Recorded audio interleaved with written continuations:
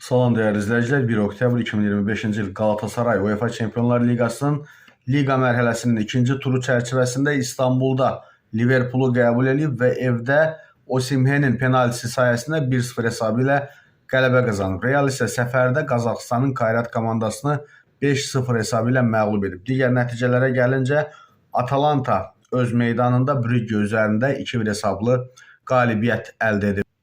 İtaliya Interi doğma meydanda Slavyaya 3 topla qalib gəlib və digər oyunlara gəlincə, dəyərli izləyicilər, Chelsea Benfica 1-0, Atletico İspanya Eintracht Almanya 5-1, Bodo Glimt Tottenham 2-2, Marseille Ajax 4-0 və Pafos Bavariya 1-5.